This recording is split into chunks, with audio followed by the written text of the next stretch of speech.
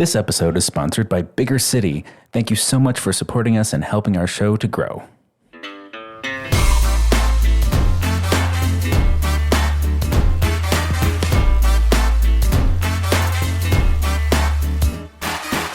Welcome to the Big Fat Gay Podcast, where we talk about the things that are weighing on our minds.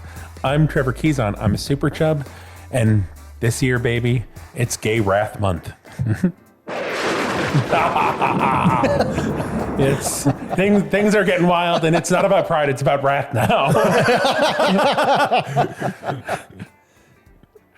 Oh, is that my turn? Yeah. Am I going? Okay. My name is Michael Willer. I'm a chubby chaser, and I'm feeling especially wrathful, I suppose. Feel my wrath? I don't know. Why is it Gay Wrath Month? Because things are getting harsh out there. Okay. We're going to be gayer. We're going to be angrier. It's flames. Rainbow flames. Side of my head. Yeah. Flames on the side of my face. Hey there, my name's Don. I'm a big chubby guy living here in sunny Hollywood, and today I am ready for wrath. Let's do it. Okay, well, good, because there's two of us. Bring the wrath, boys. My goodness. Well, I don't know wrath, but I'm sure they're very nice. My name is Dan Oliverio, author, public speaker, and chubby chaser. And yeah, sure. I can tell you, having been married to the fellow for quite some time, Trevor's wrath is nothing to be ignored. That's right. Nothing to burp at. I've got it ready. Okay, I thought you were just about to do it. I'll save the burp. You Yeah, got to gotta- save the burp for the right moment. You can't just start the show with it. No. Surprise burp! Ooh boy. It's that I did chaotic not see second that episode of coming. the day energy. Yeah. We haven't had lunch yet. All right, let's get into it. Housekeeping, Patreon stuff. That's what it says in our outline. Patreon stuff. I love the stuff of Patreon. Thank you, patrons on Patreon. Thank you, Why would we regular stuff our listeners. Patreons? I don't understand. Look, they're into it. Okay. They signed Yeah. up for it. That's They fair. knew what they were getting They themselves need into. good stuffing done. Well, only if they sign up at the $50 a month level. Yeah. Thank you guys very much. Thank you, people, very much for supporting us on Patreon. We very much appreciate it, and we appreciate all the effort that you put into giving us money. We appreciate that effort and that money. We put it towards supporting. It all goes directly into producing the episodes. That's your Yeah. money goes straight into editing we costs. even pay for our lunch out of pocket. Imagine that. You know why, Don? Because there's no free lunch. Exactly. Anyway, so as far as Patreon stuff, we just released a Chaser Chat episode with me and Dan talking about something incredibly enlightening and scintillating, which we haven't actually recorded yet at the time of this recording. So But I've heard from the fellow in my time machine that it is wonderful. it's probably quite good. I got to say, I'm looking at the booze supply that they've set up for it, and it's going to be an episode, boys. It's going to be an episode. I have all the glasses. And also a reminder that we are a Big Fig affiliate. So if you are in need of a mattress and would like something that is worthy of your money and your girth, your weight, you can find a link on our website, which helps out you to get a great mattress and helps out us as an affiliate. That's right. And Don has personally vouched for the Big Fig mattress's ability to I hold have been 4 people on it. rigorously testing with a large cast of volunteers. If you wish to be one of the volunteers, you can write us at Big Gay Pot. Why is it No, like that? no. Biggercity.com/Don's username. Exactly. Yeah, we could put people's profile names on our. Anyway, probably maybe best not to share that. Don't do that. We just got to. I say we slide right into it. Let's Slide. get Like a banana peel. We're going. This is slipping down the hall. Whoa. I told you that was too much grease. But we make the landing and tip our hat. It's jazzy every time. I love the second We're episode starting of off the day. with we're starting off with a little sour, a little. I thought Getting this our was gay gonna- wrath ready. Oh dear. Oh dear. We're Dear Abby. We had a good Dear Somebody Else. I think few it's months ago. Dear Abby. I feel like Dear Abby's usually pretty good about stuff, but this Not this time. So what happened? Mom, concerned about daughter's future with morbidly obese boyfriend. Morbidly obese. Fuck you. Anyway, Because if you're not obese, you live forever. are we reading her whole letter? Or should we No, just I think we should summarize just summarize it. It's basically, daughter has a fat boyfriend.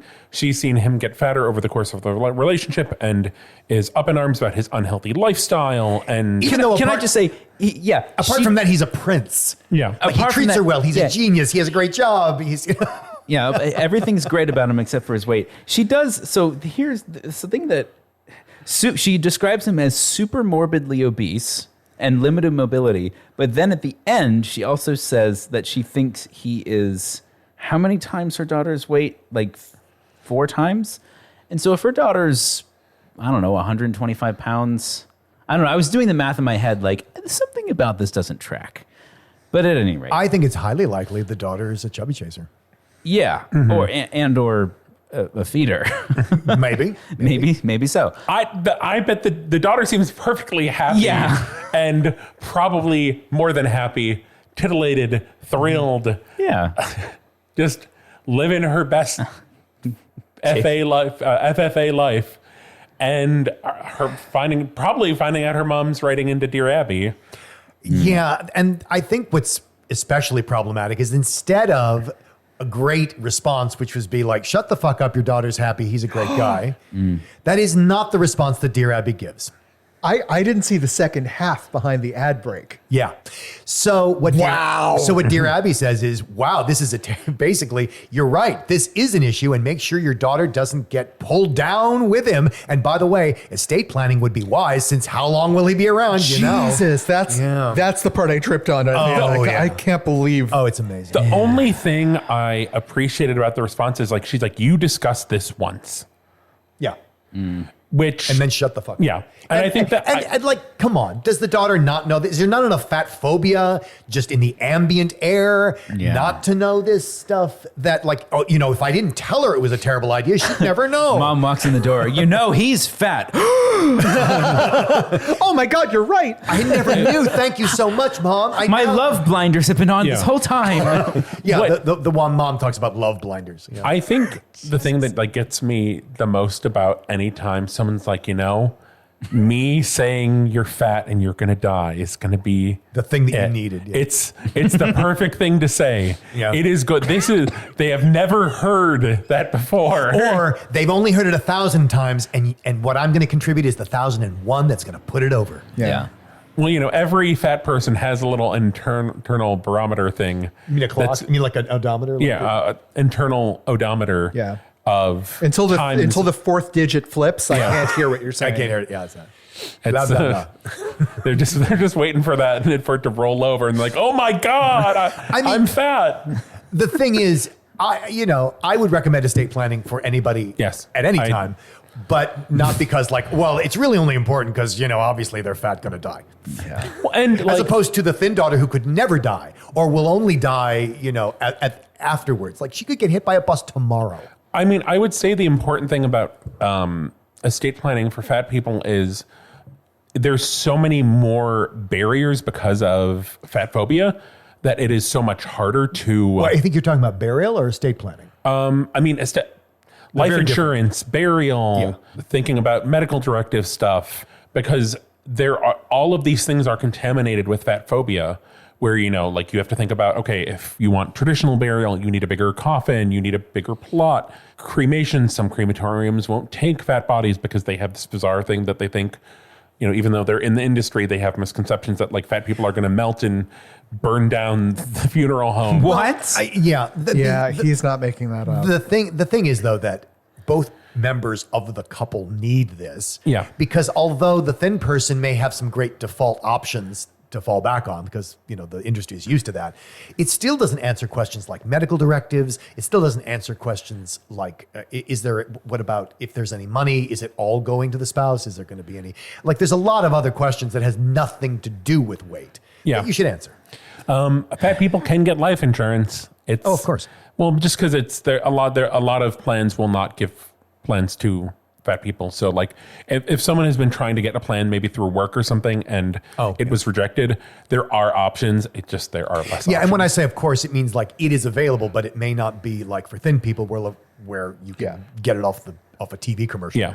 So like I remember like before Obamacare, like if you were a fat person trying to get health insurance, like it was not kind. Womp, womp, womp. Yeah. But Anyway, this is taking a terrible situation and making it into a productive topic. yeah. Yeah. But I was very disappointed in Abby, not so dear. No. I was going to say, I expect better. And by the way, this is not Abigail Van Buren for anybody who remembers the original Dear Abby. This is simply someone else taking on the column. Oh, still called Dear Abby. I'm going to take it over and it's going to be Dear Flabby. And on that note, Glamour Magazine, talking about the wonderful, the talented, the beautiful Lizzo. Miss Lizzo. I- She's so- not buying weight loss culture that encourages escaping fatness, and you shouldn't either. No. Do fat people work out to lose weight? Maybe sometimes. Do they have to be? No, not at all. Yeah, so this is an article in Glamour. It makes the point that when you see a fat person in the gym, you shouldn't assume that they're there to lose weight because, number one, people have different reasons for being in the gym. And two, losing weight is not the same as fitness. Right. And health. And but it gets conflated. So anyway, Lizzo Stitch, which means that she recorded a reply on the end of a different TikToker, and I'm going to try and pronounce this handle, Tifraya Grande? Tifraya? Anyway, Tifraya Grande addressed the experiences of fat people in the fitness world, specifically judgments from onlookers who assume their only fitness goal is to lose weight. And then Lizzo tacked onto this, basically amplified the signal. And said, absolutely, this is the case, go girl, and here's what I think about it. Which is always helpful because, sometimes you just got to like repeat the message for the people in the back who didn't hear you. Well, and it's funny because there is a default assumption about that. And then it falls in two different categories. We've talked about this before, where you have the people of like, oh, those disgusting fat people are in our gym. They should just lose weight. Like, but I thought you wanted them to lose weight. Right? Yeah. And then you have the patronizing sort who are like, good for you. Oh, it's that's so good you're great. doing something about how disgusted I am. You're going to lose that weight. You can do it. Clap emojis. Yeah, none of that. Gym etiquette, people. Just do your thing and get out of there. You don't have to comment on other people's bodies. We've said this before. Yeah. Don't do it. Well, and there is this thing because if I go up to a muscular guy and I say, wow, you look great, that hits differently than if I go up to a fat person in a gym and say, wow, you look great. It's going to hit different. I mean, this is kind of back what you were talking about last episode, Don, where like you hear it differently because of the context of society. Yeah. It's also the way it's delivered. So last time this is a bit of a tangent. Last time I was in a gym, I remember getting a compliment from, I'm assuming it was a fitness trainer that was probably trying to hit me up for some classes or something. But saying like, yeah, good progress. I see you drop in a lot of pounds there, man. And like, that's not, okay, fine.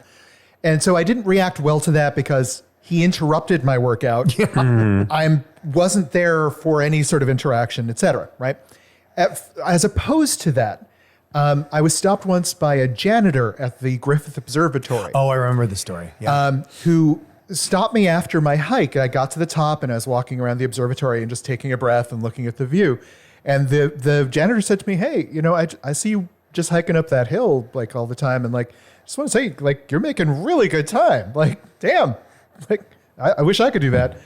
And like, that was such a more of a genuine compliment. Like that meant something to me. Like it wasn't saying you're getting thinner, you're getting more fit. It's just you're accomplishing something. Like, Well, look at that. It's and this comes for, if you're a gym person like I am, you know that there's a difference between, let's say, bodybuilding and performance training. Like you're training for a sport, or you're training to be able to, like the guy who plays soccer who's in the gym to play better soccer. Yeah. Right.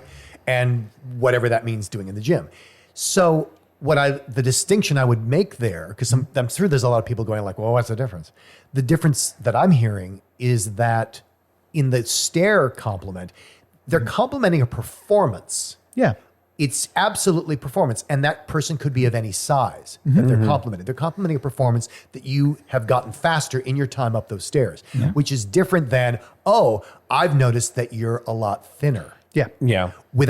And that's not performance. That's right. And he's assuming that you would have that goal. Yeah, and whatever my reasons are for walking up to Griffith Observatory, he can see that I am making strides towards a goal I have made for myself. Yeah, for whatever the reason. Because was. exactly. Because you're going up those stairs a lot. I don't know. I know I appreciate comments about my performance versus like, you look thinner, or like, you're looking so long and lean and confident. Right. So it's the difference in the gym between like, wow, you're really lifting a lot of weight there. Rather than like, oh, wow, you don't look nearly as fat with more muscle. Yeah. I am stronger, and I'm not going to have to throw you out the window because you complimented my strength. Which, incidentally, is a great workout. I think that's on the Russian team, the defenestration. Well, thanks, Lizzo, for keeping it going, keeping it fighting. Yay. Spotlighting people you like that are spotlighting people who you want to amplify their messages of, and using your platform to do that. Yay. Okay, we're back. Well, I think we had a little break, a little snack, and I think we're ready to glide on into Fat Watch. Oh, God, that was loud. I think my headset volume knob got bumped. But it's not just any Fat Watch. It's a Fat Watch. Rewind. We're going back to the NAFA Chronicles, the old NAFA newsletters. Way back in July 1989. I was like 2 months old. I was not But born we yet. weren't dating yet. It's still a few months away. There was a lot of cool stuff in here. Stuff about mail fraud, achievement awards. But I specifically wanted to talk about, there was a little article in here called by Avery Ray Coulter from California called Youth Sounds Off. And it is a young fat admirer talking about the lack of youth in the fat rights movement. Interesting. And lack of youth and lack of youth community. Yes. Like specific, like knowing, because, the whole point was, I mean, I guess there's other, young people in the movement around, but they're all in, New York or LA.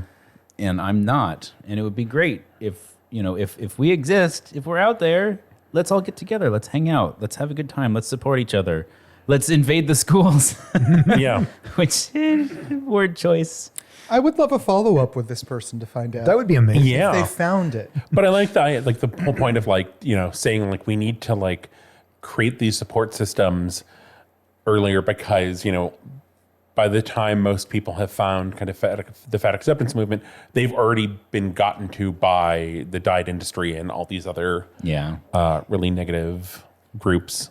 For me, I think the really, truly wonderful and remarkable thing about this is a fat admirer who is a straight guy who is concerned that there's not enough fat rights going on. That is, because one of the big and justified concerns is that too many chubby chasers want nothing to do with fat lib. They just want fat bodies for their own amusement. And this is kind of like, wow, it really already was somebody back then. Back when you were just I was like 2 months old. Yeah. I guess what I'm saying is, I don't know. There's something nostalgic and yet importantly new about it. It's the other thing that you see so often in rights communities, people looking for equality and equity and inclusion, is that on the one hand, it seems like we have been saying the same thing for decades and it feels like nothing has changed. And on the other hand, yes, a lot of things have changed.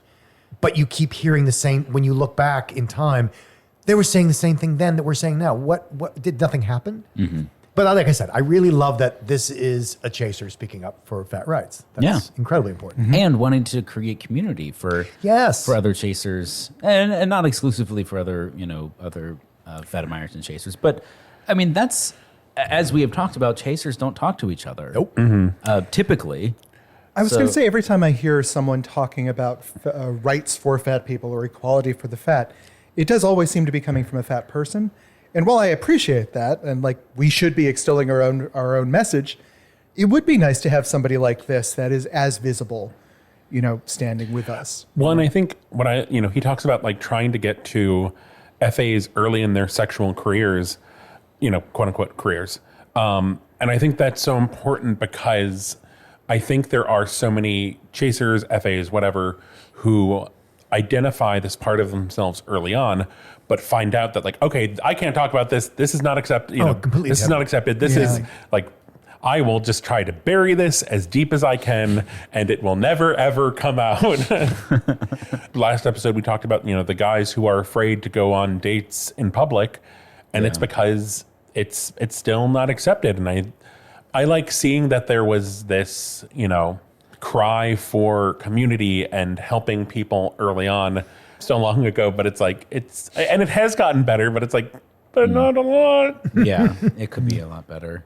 I don't know if Avery's still poking around what he's up to, but Avery, if you're out there, if you happen to hear if anyone this, knows him, if there's any chance, if it's possible that Avery could know that we're still talking about his letter to Oh, weird. I started typing it into Facebook and it auto suggested him. Oh, I found him. we should write him. I'm going to send him a friend request. I don't know. The plot thickens. well, who knows? We may have a follow-up on this one in the future. Yeah, I just love. Stay tuned. I still am trying to find. I have some people who are willing to help me find the female fat admirer from our other. From Rewind. a couple episodes. But speaking to this, I would actually love to speak to some senior members of our community to talk about the founding when they were there. Yeah, That would be there's great. actually a very senior member who I think in one of my readings for Fat Watch Rewind stuff, Charlie Brown. Oh. Who I think is an early founder of some of the Girth and Mirth stuff. It's not that Charlie Brown, Michael. I'm sorry, my brain went to a bad place. Oh, Never mind. also, I check out this full issue of the Old National Newsletter just because there's more stuff about kids. There's stuff this was Youth Sounds Off, but there's also a Fat Youth talking about how awful gym class is, and then that there's at this time hey, there's a new catalog for clothing for fat kids, which is exciting to see. But Is there one now? No, we talked about that a couple episodes ago. About there's a dearth of fashion for fat kids. Yeah. But check it out, educate yourself, learn from our history, and make some history. Which I think moves us nicely into our main topic, which we will make history with as well. How's that for a seg? What? It's something. Once again, we have a listener, but thank you, listeners, people for writing us in. We don't put all of them on the show. Sometimes it's just more conversational, but the ones like these that are really just story based, if you have a story to share, man, they're fun to talk about. Yes. We love talking about your trauma, so thank you. Let's get into it.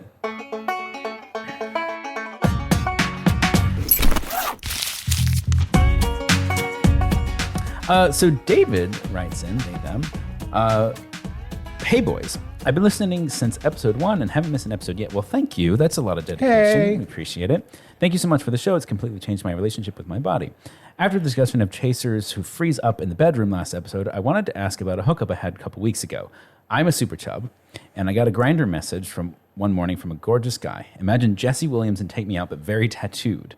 I don't know either of those things, but I'm imagining. Handsome musical theater. No, musical theater? Musical theater. Yeah. Well, I mean, certainly actor.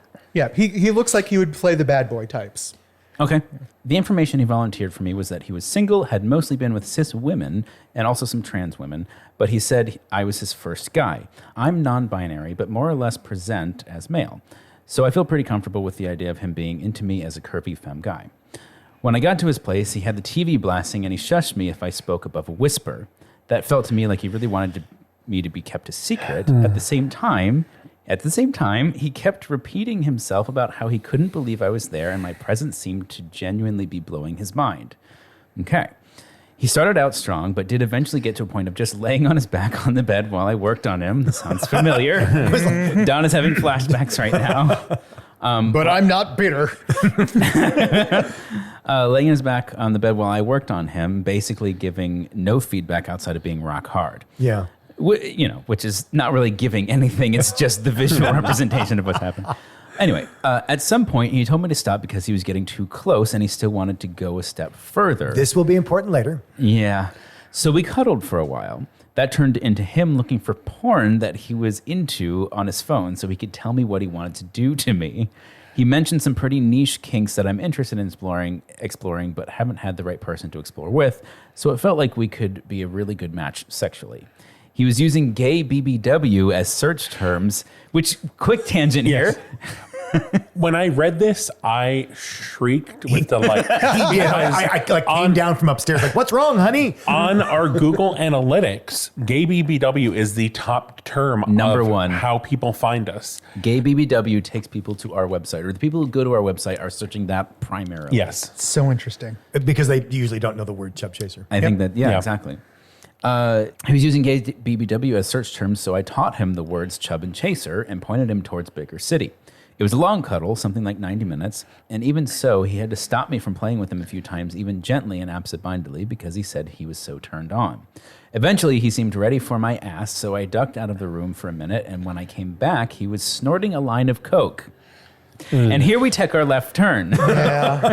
He offered me some coke or poppers, which I declined. He also had a can of air for huffing, so including the weed smell that potentially brought the substance count up to 4. Drugs aren't my thing, and I have zero experience with chemsex, but I was really into him, and it seemed potentially harmless, so I was willing to look past it. I think I was sort of rationalizing that he perhaps needed some courage because he was out of his comfort zone. We tried it, but it became clear that he wasn't able to stay hard, which I guess, according to Google, could have been because of the cocaine. Yes, very common. Probably. Very common. He also took a couple of breaks from me to do more coke, which each time felt like it took ages. All said, the sex didn't do much for me, and looking back, he really didn't explore my body much at all. As I was leaving, I asked him if he had a good time, and he said he really enjoyed himself, which felt genuine, but I left with a lot of mixed feelings. Some part of me feels like if we had stopped at the cuddling, I would have for sure hit him up again to discuss kinky stuff. I guess my question is, does this feel more to you guys like this guy is a chaser working on figuring himself out, or he's a straight guy who wanted someone to worship him? Should I bother trying to figure out what's up with him and communicate boundaries around drugs for next time? Neither of us have reached out to each other since, so I'm biasing toward letting this one go, but it does simultaneously feel like there's both a lot of potential and also red flags. Any advice in picking this all apart? Thanks, David.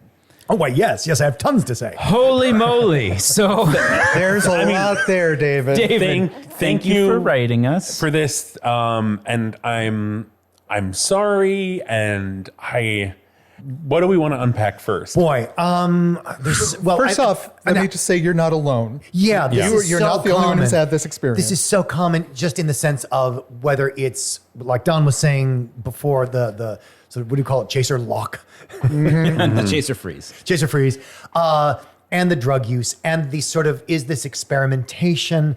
I will say, just to take it off the board, this does not sound like a straight man who is looking to be worshipped. Yeah. There are Yeah. far easier ways Absolutely. to get that done. Yeah, I would agree. It is not that Yeah. at all. This is absolutely a chaser who can't deal with who they are or what they Yeah. are or however you want to say that. Yeah. Let's start there. Yeah.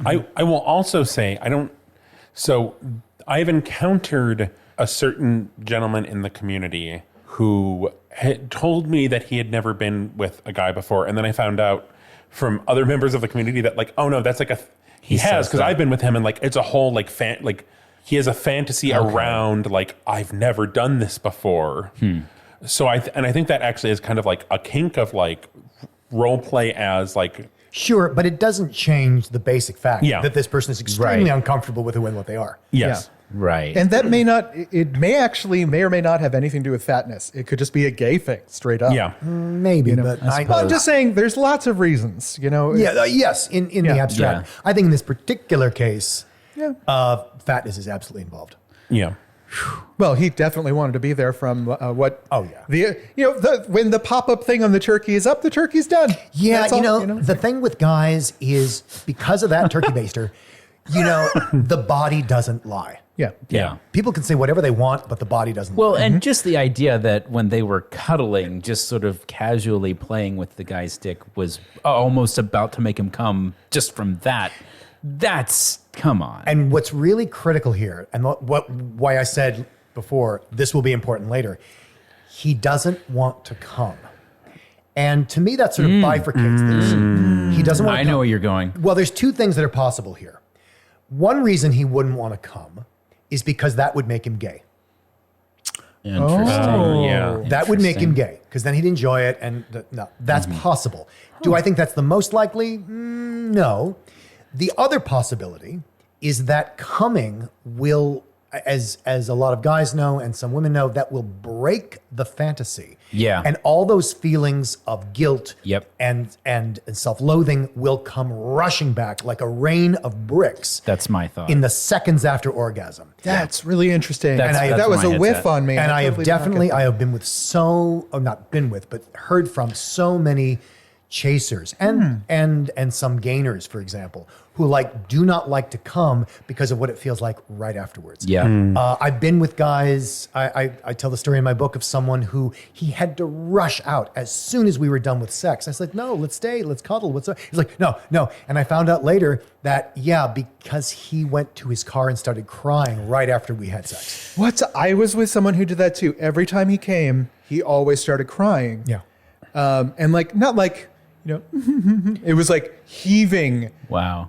gusts of sobbing. And take the context. Is this someone who usually they don't want, if it's shame, they usually do not want to do that in front of someone. So it's usually an exit. Or their other strategy is, as we see here, I'll just not come. Yeah. Or escape into heavy drug use. Or having a drug use. Yeah, if you're, because this wasn't just like a line of cocaine and let's have fun. This was repeatedly I need to get high to keep going here. And let's talk about that. So this is more common in the gay community on crystal meth. I can see where, a guy who identifies as straight might be more with cocaine because, not necessarily, but it's I don't know. In my experience, this is usually crystal meth, not coke. Okay. But what happens with any stimulant is, number one, because it's a vasoconstrictor, it makes getting hard and coming much harder. Okay. But number two, something like a really powerful drug like crystal meth, for example, and to some extent cocaine, part of why it works because of the dopamine release is that it focuses you right now. And the benefit of that, it's not like the Zen now. It's I have no guilt of the past and no fear of the future. Okay. And so if you can't deal with the context of who you are, oh my God, this makes me gay. Oh my God, I must be a chubby chaser. Oh my God, whatever. The drug will take that away because all there is hard pounding now. Interesting. I mean, that tracks with the previous assessment of, not wanting to come if you don't want to cross that threshold. If that's your biggest fear, then whatever else it is that you can do to avoid even thinking about that. Yeah. Absolutely. They're going to do it. It's interesting because I feel like a lot of the time, there's been times I've been with guys and I don't know what they're on, but I know they're on something. And it's because it's and there was one guy who was like, where are you right now? Yeah. Yeah. Because you're not here. And I just don't, and I shut it down because I'm I don't know where you are. And the whole point of this was to be with you. And I'm not getting that. I think so. We had talked in our call prior to this about the idea of surprise drug use. Because, David walks into the room, has an initial good experience, and then bam, drugs are on the table, literally. To me, that's not just a red flag. That is a flag on the field. We are done. Yeah. I am leaving, and if we're in my apartment, you may be leaving either through the front door or the window. Either way, Defenestration, it comes back. that's my gift to you. It's a throwback to cutting room floor 2 weeks ago. You're very welcome, Patreon. Consistency. I'm in And not the just same boat. because I'm alarmed that there is now drug use going on in my space, but the fact that you would break that big a social more without talking to me, without alerting me that this could happen, that you were planning on doing this, you did it as soon as I left the room. that sets off every trust issue I've got, you know. For me, I get to the same place, but not through that conduit. For me, it's about, for this person, a line of cocaine is not breaking a social norm. Yeah. And that's fine. Like, I'm not here to judge anybody. You know, you want to do your coke, you do your coke. But that says something about how we're going to relate to each other. Yeah. Because if I'm not going to be doing cocaine with you, that's going to create sort of a asymmetricality, to put it mildly. And see, because the thing about like, oh, drug use. Well, what drug do you mean? Because it's not that it's, I don't mean like it's a slippery slope, like you got to be careful, but just, do you have that reaction if they bring out a marijuana cigarette? Is it different than if they brought out a bong or a water bong? Is it different than if they brought out poppers? Is it different if they brought out crystal meth? Is it different if they brought out heroin? Is it different if they brought out cigarettes, tobacco? Like, or I've been with like, I came home with a guy. Ecstasy. I came home with a guy who's like, can I have a glass? I'm like, excuse me? He's like, you know, a glass. Can we have a glass? And what he meant was he wanted a shot of spirits, like not just beer. He wanted something like, you know, whiskey. And it just seemed to me an odd request for someone who just come through the door. Yeah. And knowing that we're going to go upstairs. I mean, we'd already, and it's not like it was knock, knock, knock sex. It was, we had just come from like lunch or dinner. Oh. But what he wanted first was some whiskey. Yeah. And what I will do is I'll just say, oh, no, let's just go up. And here's my rationale for it. For me, I'm concerned with the intimacy. That's primary for me. And so the drug use has two things for me. If it's a drug that I also do and will participate on in that level, then that makes sense. And then that's sort of like, okay, that's what we do. And I drink alcohol. But I said no to that in the time because I don't want anything to impair intimacy. I don't want somebody high. If you want to have high sex, that's great. That's you. I don't want that because I really need it. It kind of messes up my radar because especially when I'm with a guy, I need to be a good listener for what they want. And so alcohol or drug use can get in the way of my listening for them. Because now I have to listen through the filter of, oh, they're on something. So how do I take it? I'm going to play devil's advocate on the alcohol, and I don't have any experience with anything besides, you know, pot edibles, so I can't speak to the drug side of things. But with alcohol, for me specifically, there's a long period of time where being just a little bit buzzed, and I'm not talking about drunk, I'm certainly not talking about sloppy drunk, which is a whole other thing you have to deal with if you're with somebody, but just being a little bit buzzed for me as somebody who has spent most of his life very much in my own head, to like unable to kind of be present because everything's being analyzed, having that shut down by a buzz is incredibly liberating. And I'm oftentimes historically have been able to be more freely intimate because of that. Now, I will also say that was because, you know, those experiences were with people that I didn't have kind of existing either like relationships with, like that doesn't apply to people I've dated. That was more for like the hookup world. Yeah. But that I found helpful. Well, and I would say that in the hookup world, someone asking for a shot of whiskey, we were like, yeah, sure, here you go. For me, what's at stake there is I really want, I need to be present for that, especially if we're doing a scene, if there's any sort of kink scene involved. I need him fully present so that I can read him better. I just think I would feel weird if someone was like, can I have a shot of whiskey before? Well, that's why he said a glass. And I needed that interpreted like a glass. That's not clear either. Yeah. For me, the fact of asking and, you know, and accepting the declining of the ask, to me, that makes the entire interaction perfectly acceptable. Yeah. Right? Yeah. For me, the issue is, okay, like we're making out, I go to the bathroom, I come back, and you're halfway through a bottle of whiskey. Then we have issues. You know, but if I come back and you say like, you know, I might want a shot right now. Oh, okay, that's fine. Yeah. You have invited me to participate in something that I may decline, right? Yeah. And you have asked if you may go to that state, whether, you know, as well. To just decide that our lovemaking is now going to be involving you under the influence and not inquiring about me. That's my issue, not the actual use of the alternating Well, substance. to be fair, Don, the man did offer to share the drugs. After he'd already done it. Yeah. Yeah, it was a unilateral decision that was sort of retroactively offered. And that because Yeah. I don't want Because- people to think that I'm just like No. stodgy and boring and prudish and all this stuff. Point taken. And it is that sort of what you call the unilateral decision. I call the I need this or we cannot continue. So let's Yeah. actually address the listener's question at the end of this. So they asked, how do we navigate the future with this person? Is there a future with this person? I mean, Are the red flags such that you just drop it? Is there anything worth pursuing with them? For my money, no. yeah, I say no, absolutely not. If you had great sex, then yeah, maybe you keep having great sex, but it doesn't sound like that was the case. If you left that situation with something that benefited you, I would say yes. But it sounds to me like there was nothing of benefit in this interaction, And other than the flattery of someone this physically attractive deigning to do this in your presence rather than someone else's. they're a messed up puppy right now. And so it's sort of two questions. The The Coke guy. The Coca, yeah.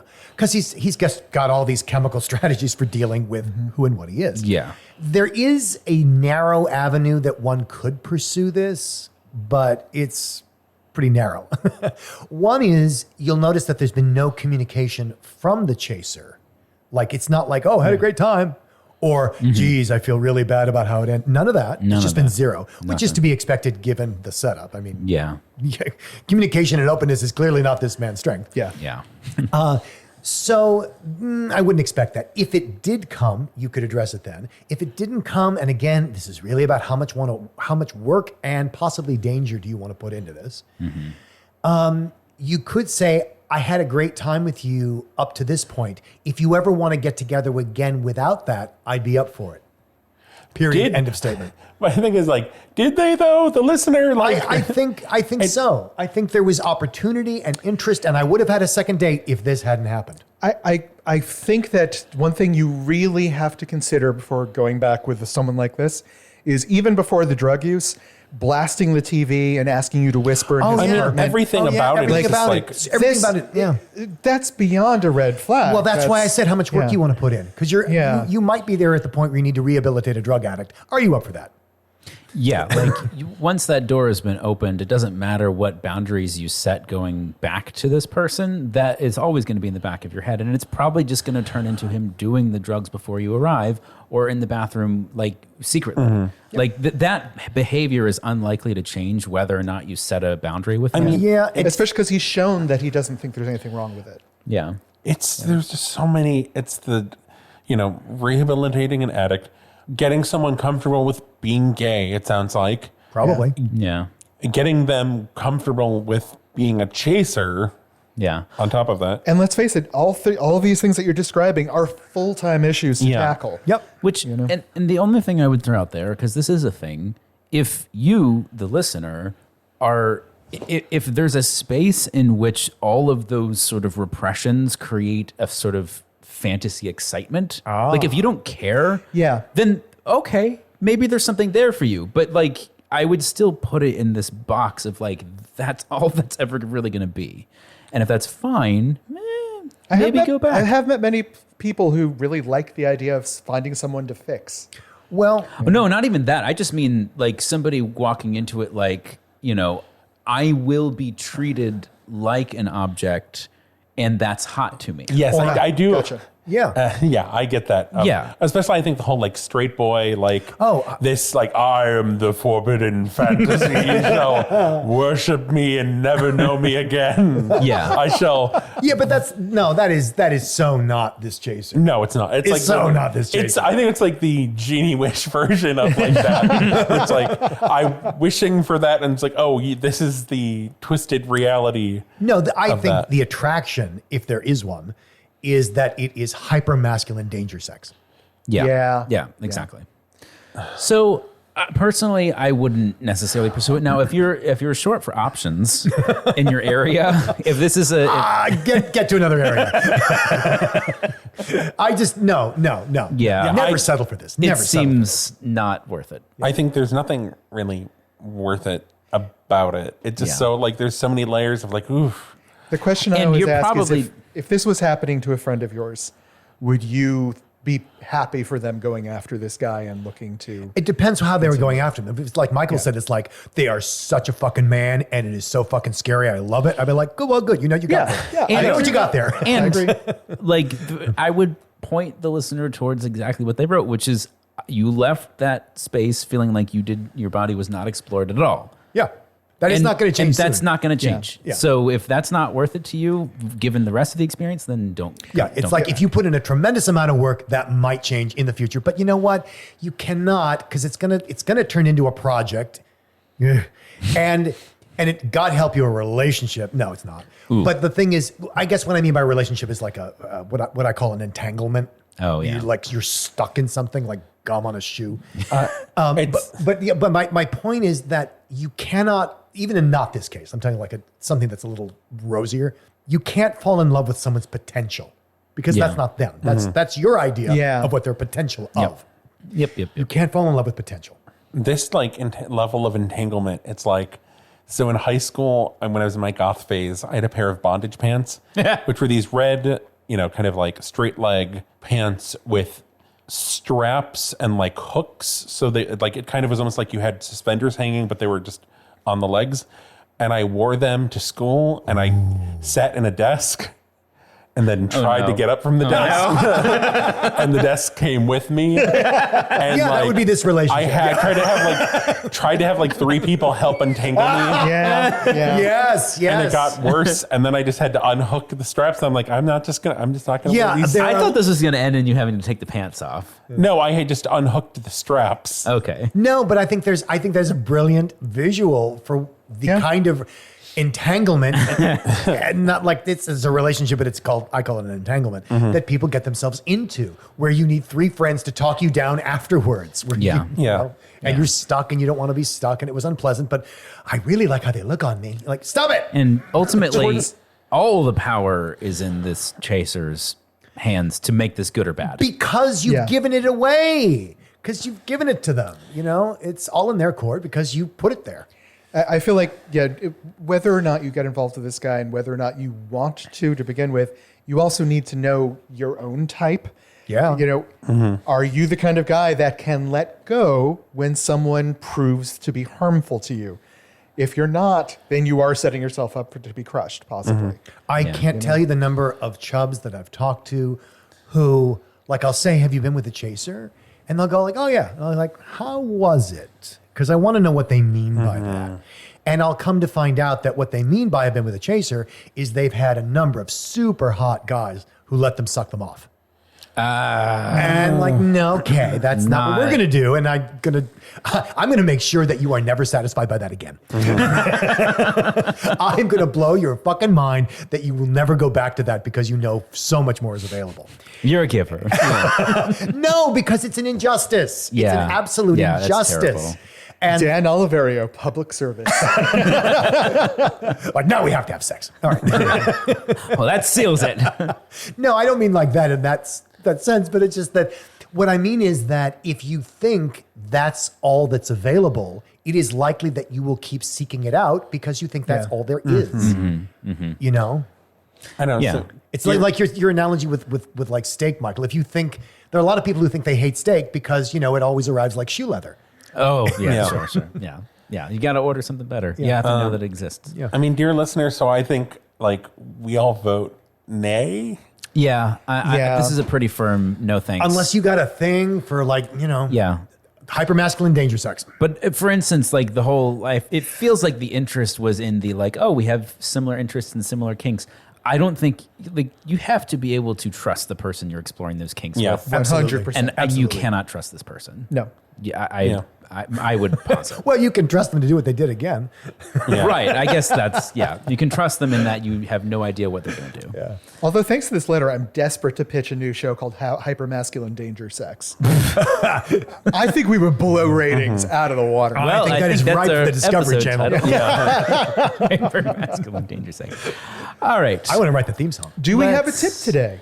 No I tip. don't think we have a tip today. But we got bits. We got a bit, baby. Oops, all bits. Ooh, tipples and bits. Bit, You have bit, bits, bit, although I bit, don't know bit. where I put my Where are Don's glasses? That's the bit. Okay.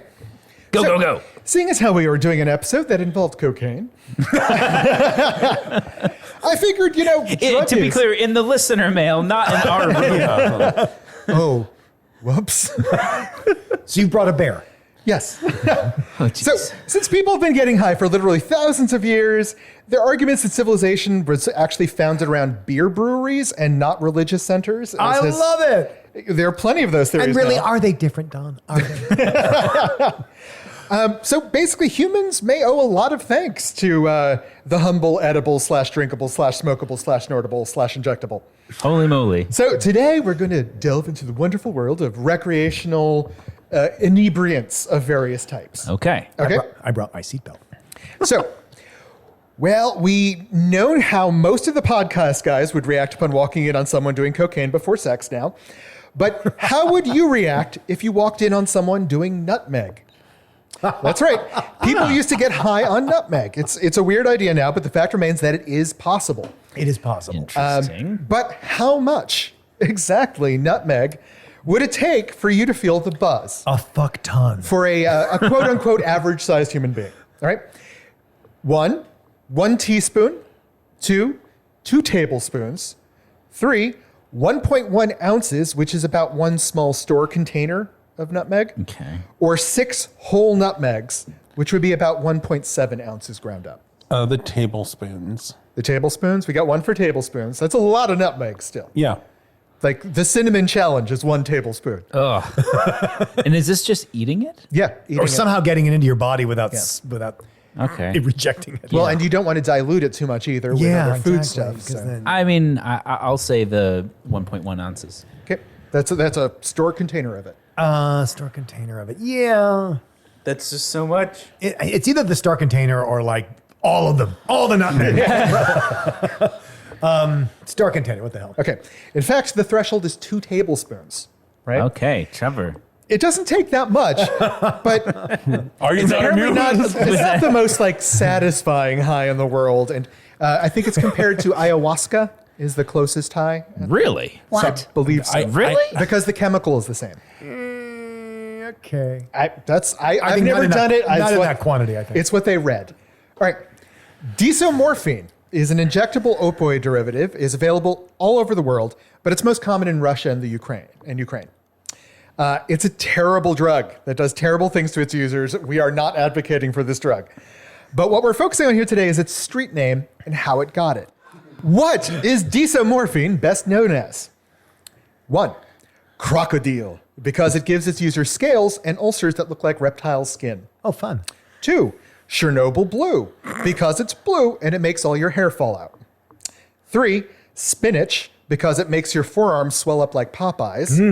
Or 4, borscht, because it makes you smell like beets. All of the above. I mean, I know crocodile's a thing, but I didn't think it made people scaly. I'm going to say crocodile just because I know it's a thing, and I would be curious to know if it makes people scaly. Okay. Sure, I'll go with Trevor because my husband's usually right. I do borscht. Borscht, the beet. All right. The correct answer is, in fact, crocodile. I knew it. And it doesn't just make you scaly. It does make you scaly, but it literally eats away your flesh and can expose bone and Oh, Yeah, God. but Don, what's the downside? All right. Something a little closer to home. What popular alcoholic drink is made all around the world by just about every race, nation, or gender?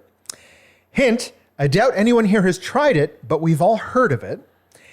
Guess what it is based on the hints in each group. 1 guess per player. Use any proper slang term for the drink. Okay?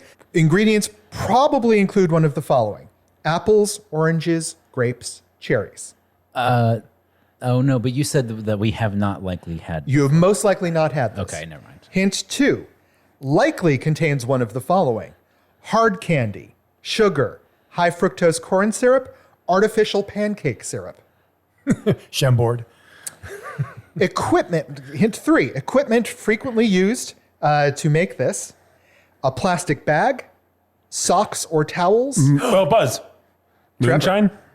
Moonshine is one of the acceptable terms for this, but the word we are looking for is officially pruno, or prison wine, toilet wine, moonshine, or hooch, also known as bum wine. Oh my. So this is the stuff they make in prisons. Yeah, not that. No, I haven't had that. That is absolutely not what I had in prison. And some of the ingredients frequently used for making it are also bread, ketchup, sauerkraut, and potato. Oh God. And anything that will rot, people. Anything that will rot.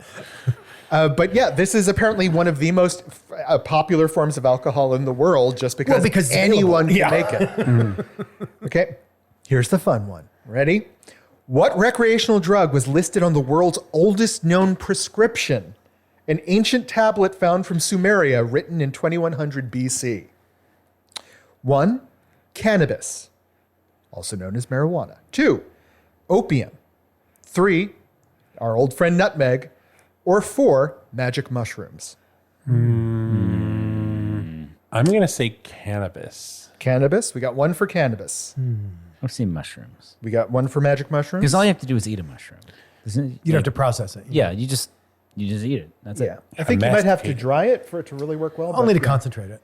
yeah, but it's Yeah, and you it's can make same the deal. tea, but I think you just eat one and it would hit you. I'm going to go with mushrooms. Okay, well the actual prescription from this ancient tablet involves opium. Opium's been known to relieve for pain for millennium. It's been used for surgical anesthesia and recorded for several centuries. The Sumerian clay tablet from 2100 BC is the earliest known, but you can debate whether or not it was true opium then. But by 1500 BC, it was already in wide usage across the ancient world. So, listener, do you have a recommended sourcing spot for opium tea? Oh my God. Where could they tell us about it, Trevor? FDA.gov. We got you. Freeze. No. We're on Instagram and Twitter as @BigFatGayPod. We're on Facebook as the Big Fat Gay Podcast. Leave us 5 stars there, 5 stars everywhere. Patreon.com/BigFatGayPod. Support us there. Minisodes, Cutting Room 4, all the things. See the articles we talked about at www.bigfatgaypod.com.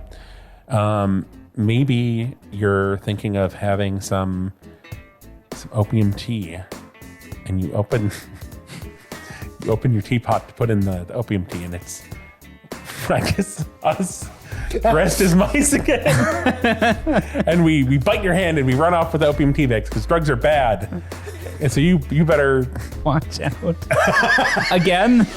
Yes, we're mice all the time. Sweet little rat boys.